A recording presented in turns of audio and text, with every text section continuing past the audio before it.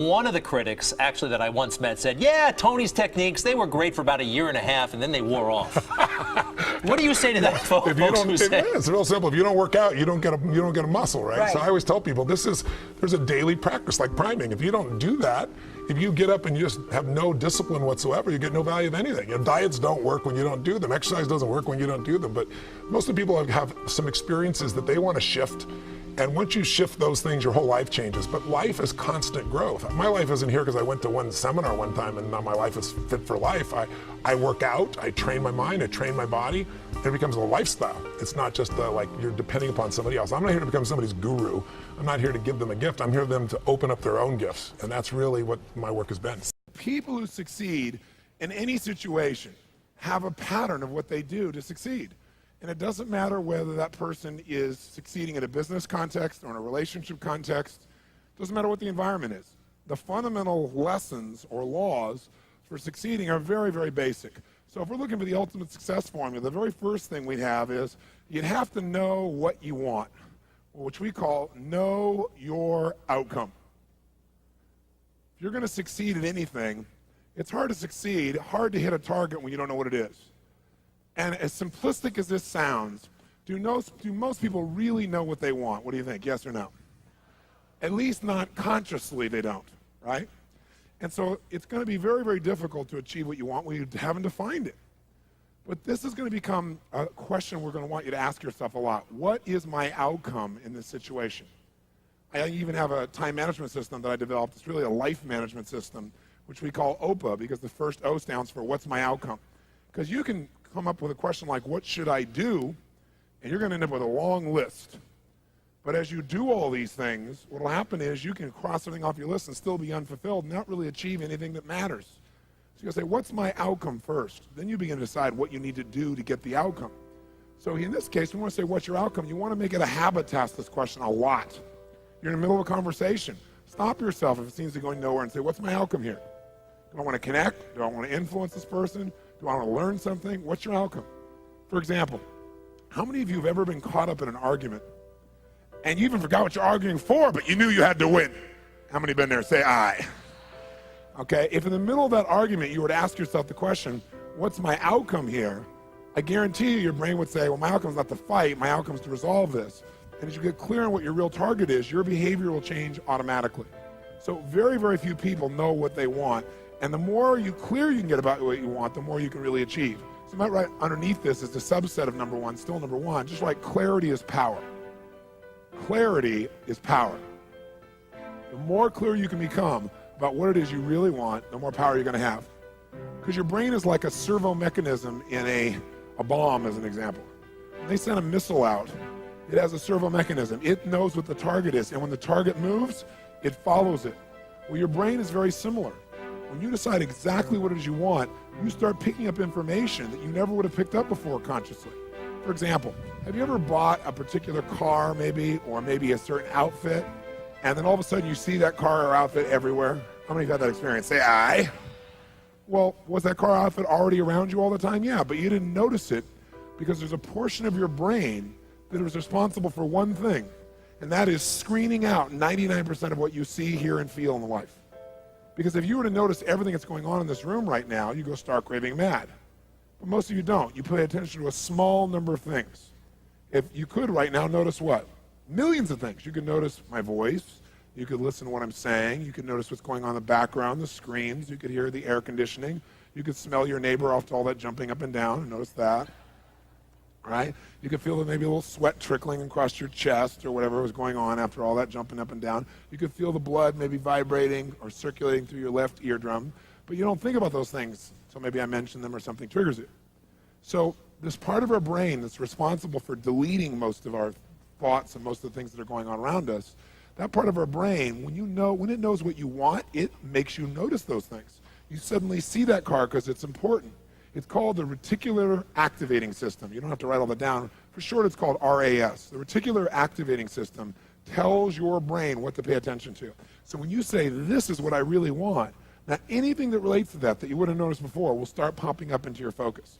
And a lot of times people say, it's amazing. I decided this and it was kind of synchronicity. These things started popping up. Well, these things were probably around you before, but you never noticed them because you hadn't decided your outcome. Now, when you know your outcome, you're ahead of 95% of the population, but that's not enough. The second thing you gotta know is a lot of times you know your outcome, but you lose your drive. You know, you want something, but you forget the most important thing, which is know why you want it. Know why you want it. You gotta know the purpose. In our OPA training system, when people are managing their lives, we have them ask, what's my outcome? And then why do I want this? Because any person successful, really successful, knows exactly what they want and they know why. The reason you gotta know why is, remember I said yesterday, reasons come first, answers come second. If you get enough reasons, you can get a big enough why, you can figure out how to do about anything, but you gotta have purpose, because purpose provides drive. Now, if you know what you want and you know why, you're light years ahead of most of the population, but you gotta go the step that most people seem to avoid, and that is you gotta take massive what? That's right, and the key word there is massive. Massive action can be a cure-all when you know what you're after and you know why you want it. Because when you know what you're after, when you take action, you won't just be expending energy, you'll be moving yourself in a direction towards something you really, really want. And by the way, last night we called taking massive action personal what? Power, which means the ability to take action. And what stops people from taking action? Primarily what? Fear. And the way you get over that fear is, what do you think is the number one fear most people have? Failure. And the reason is they feel if they fail, they won't be loved. They'll be rejected. They'll be hurt. They'll be judged. So what they really are afraid of is losing love. And they think that this rejection, or I should say this failure, will lead to that rejection or loss of love. The truth of the matter is, you can't fail unless you don't try. If you try something that doesn't work, you just learn from it, and that'll make you better the next time you go about it. Now, if you know your outcome, know why you want it, and take massive action, you're now in the most small percentile of people on the planet. So what's the next step, though? Well, you can take a lot of action and get caught up in a pattern.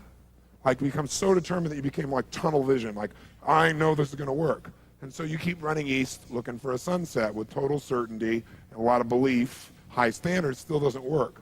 So what you have to be able to do to succeed so you don't get caught up in some old pattern is you got to know what you're getting. Know what you are, know what you're getting. The word we use for this, as for short, is we call it sensory acuity. Sensory acuity is the idea that you want to become acutely sensitive to whether what you're doing is working or not. You don't want to just say, okay, I know what I want, I know why I want it, I'm just going to make it happen, this is how I'm going to do it. You keep hammering it, hammering it, hammering it, doing something that doesn't work. And people do this all the time, right? Do the same thing over and over again, expecting a different result. That's called insanity. You can't do the same thing again and again, expect a different result when you can see it doesn't get the result. But we get caught up in our patterns. So we want to get really sensitized, acutely sensitized, sensory acuity, to whether what we're doing is working or not. And by the way, sensory acuity is really the measure of a person's intelligence. What I mean by that is, how do we measure intelligence? Intelligence is a measure of the number and quality of distinctions you have in a given situation. Like, for example, if you talk to Eskimos, that's actually not the politically correct term anymore, I guess it's Inouye. If you talk to an Inouye, what we formerly called Eskimos, you'd find out that Inouye have more than a dozen words for the word snow. More than a dozen. Now, I'm from Southern California. Guess how many words I have for snow? One. I don't see any of it. It's called snow, baby. Right? But they got to know what kind of snow. They got to make more refined distinctions to be effective in the world, to get their outcomes. They got to know what kind of snow you can build an igloo out of, what kind of snow you can take your dogs through, what kind of snow you can eat, right? What kind of snow you're going to fall through. So who has more intelligence, who has more power in that snowy environment? The Eskimo or me? Which one? Eskimo, because they have more sensory acuity. They have more refined distinctions about what each of these elements mean versus I just see it as snow. Now, if you took that Eskimo and you stuck him in my car in Los Angeles, then we'd find out that maybe I have a little more intelligence, because he might try to steer the thing using the rearview mirror, right? He just doesn't know. So since he doesn't have that acuity, he doesn't have those distinctions, he wouldn't do terribly well there. See, some people, I could hold this up and I could say, what is this? And they'd say, well, it's a cylinder. Other people say, no, that's a blue, white, and black cylinder. Someone else says, no, that's a blue color marker. A few people say, no, that's not just a blue color marker. That is a Pilot super color, bright and wide color marker, and if you get it in your clothes, it'll never come out. Now, which one of those people has more power? 1, 2, 3, or 4? 4, because they have the largest number of distinctions. So now, if you know your outcome, you know why you want it. You got your purpose. You got your drive. You got your A, an OPA. This is outcome, purpose, action. You know the massive action. You're taking action, and you notice if it's working. What happens if you notice it's not working? You're taking action, but it's not getting you closer to your outcome. What's the obvious fifth step? The fifth step is change your approach. Change your approach. If what you're doing, your acuity says is not working, change it. Now, what if you change your approach and that's still not working? Then what would you do? What would you do? Come on, what would you do? Change it again. Keep yourself in a peak state. Sit up in your chair. Some of you have gone back into that deep hypnotic state of learning, I can see. And what if you tried that and it didn't work? Then what would you do? What if that doesn't work? What do you do? And what if that doesn't work? What do you do? What if that doesn't work? What do you do? What if after all that it still doesn't work? What do you do? And what if you try that and it doesn't work? How many times? Until you find out what works. Do not say to yourself, I've tried everything. That's bull. If you tried everything, you'd have what you want.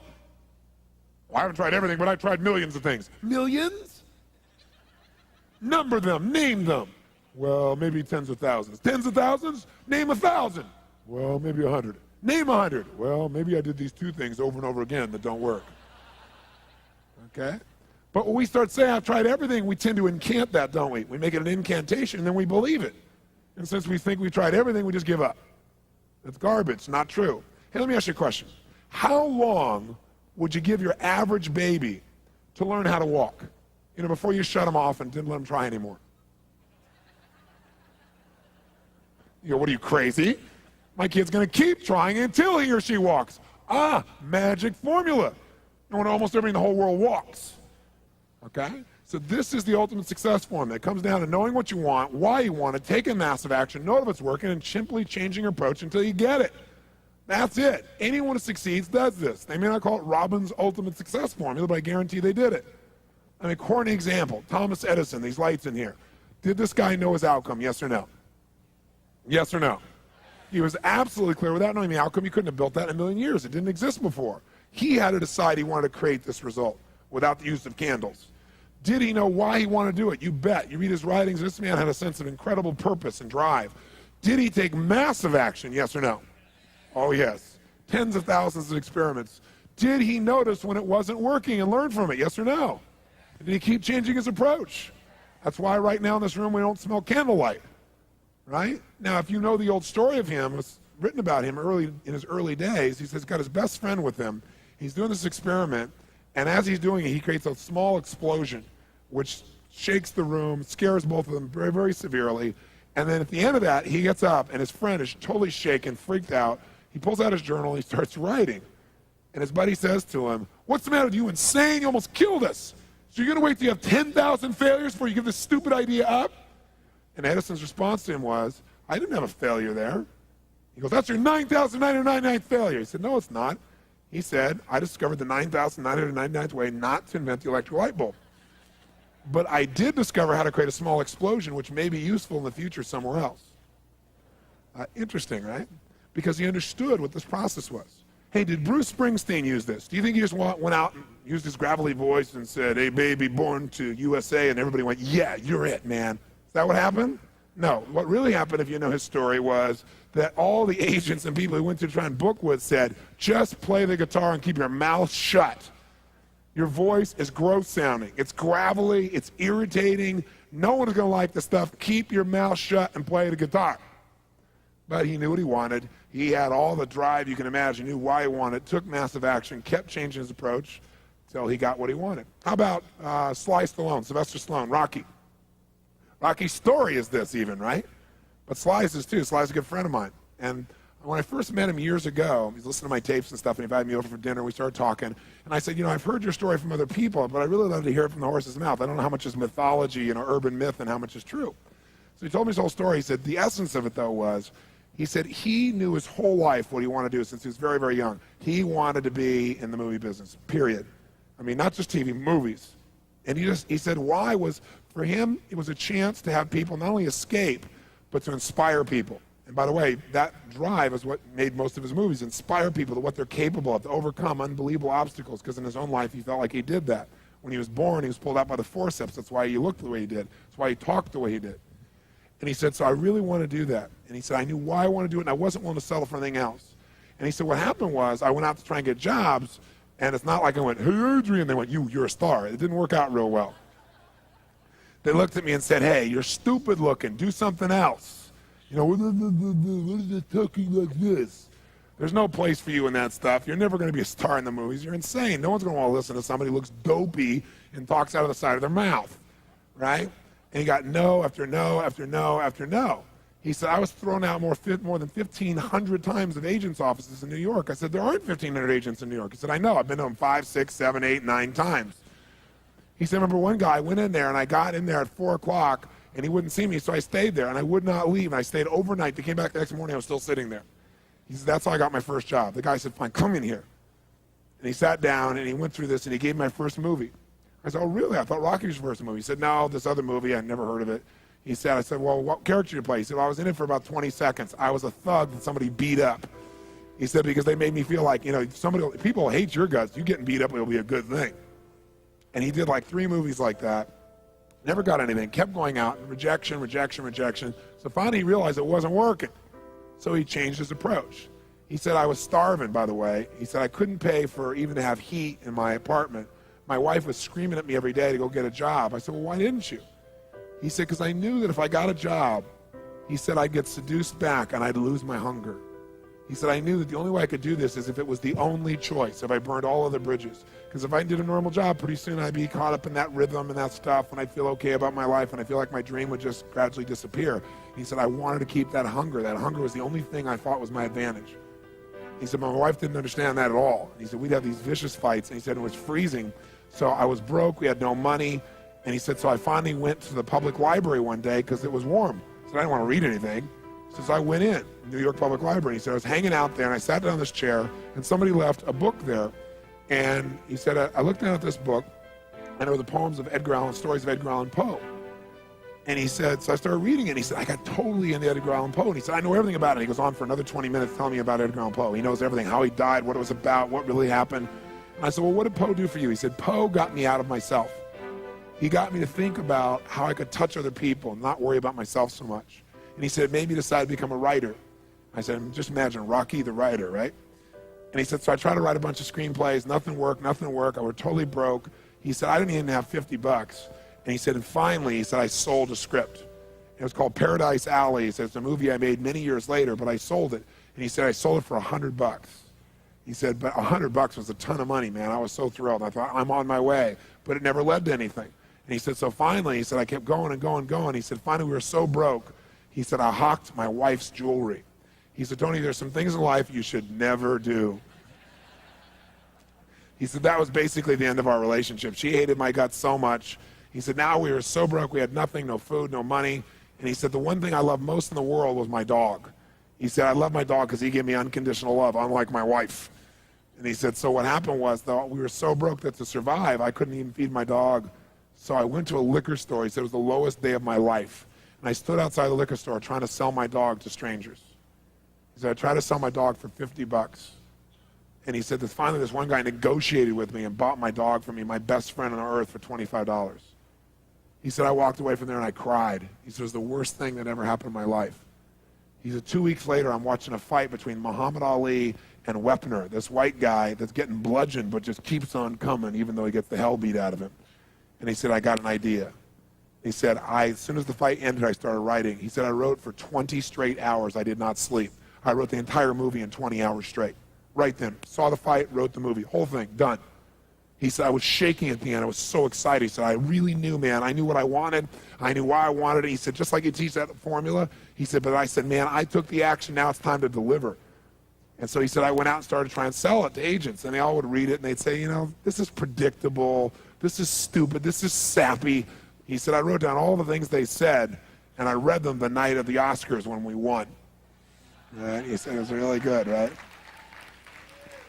The greatest revenge is massive success. And he said, so what happened was, he said, I kept going, trying to sell it, nobody going, I'm broke, I'm starving. He said, finally, I meet these guys, they read it, and they believe in the script, and they love it. And they offer me $125,000 for my script. I said, oh my God, you must have been out of your mind. He said, I was. I said, just one thing though, guys, you got a deal based on one thing. And they said, what's that? He said, I got a star in it. They went, pfft. What are you talking about? You're a writer. He said, no, I'm an actor. I said, no, you're a writer. He said, no, I'm an actor. That is my story, and I'm Rocky. He said, I got to play it. I got to be the head person. I got to be the starring role. And they said, there's no way. We're not going to pay you $125,000, take some no name and stick you in that and throw our money away. We need a star, And they want to have Ryan O'Neal play Rocky, to give you a picture. Can you imagine? That's who they picked, right? And so he said, no way, Ryan O'Neal isn't Rocky. I'm Rocky. Went through this whole thing, right? They said, well, take it or leave it. He said, I left the room. I said, if that's what you believe, you don't get my script. And he left. Here's a man with no money, none, totally broke, offered $125,000 more money he'd seen in his lifetime, and he walked away because he knew his real what? Knew his real what? And why he wanted it. He was committed to it. So he said they called him a few weeks later, and they came and brought him back, and they offered him $250,000 not to star in his own movie. He turned it down, $250,000. They came back, their final offer was $325,000. They wanted this thing. He said, not without me, and they said no. They finally compromised, and they gave him $35,000 and points in the movie, because they said, if this is going to happen, then you're going to take the risk with us. And the bottom line is, we don't think it'll work, but at least we won't spend a bunch of money on you. And then they only spent $1 million to make Rocky, and it grossed $200 million at the time. I mean, it was done pretty well. But what's interesting about this is, I said, what'd you do? I mean, even $35,000, it's not $250,000. That's a lot of money when you don't have 25 bucks. I said, what's the first thing you did? I figured you went out and partied or something. He said, I went to that liquor store for 3 straight days and hoped that the man who had my dog frequented the store. He said, because I want to buy back my dog. I thought that was so cool, right? That was really cool. I said, what happened? He said, third day I was there, this guy walks by, and I see him, and I can't believe it, and there's my dog. And I looked at him, and I said, sir, remember me? And he said, it had been about a month and a half by the time this had all come about. And he said, remember me? I'm the guy who sold you the dog. I goes, yeah, I love the dog. He said, well, look. He said, I was so broke, I was starving. He's my best friend. I'm sure you love him too, but I got to have him black. Please, I beg of you. He said, I'll pay you $100 for the dog. I know you paid me $25, but I'll give you $100. The man said, absolutely not, no way. It's my dog now, you can't buy him back, right? And Sly said, Tony, you say know your outcome? I said, yeah. He said, I knew it. And he said, I kept changing my approach, so I went $500 for the dog. The guy said, absolutely no way. He said, $1,000 for my dog. The guy said, no amount of money on earth is ever going to get this dog for you. I said, what'd you do? He said, I knew my outcome, right? Because he listened to these tapes, kept to him. He said, I decided to take massive action. He said, I got my dog. I just kept changing my approach, so I got it. I said, what'd it cost you? $15,000 and a part in Rocky. The guy's in Rocky.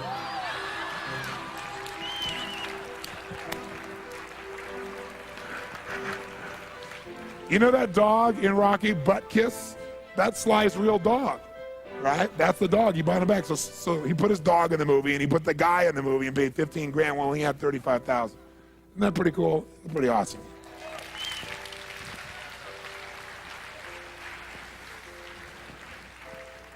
So there's always a way if you're committed. Just got to keep changing your approach.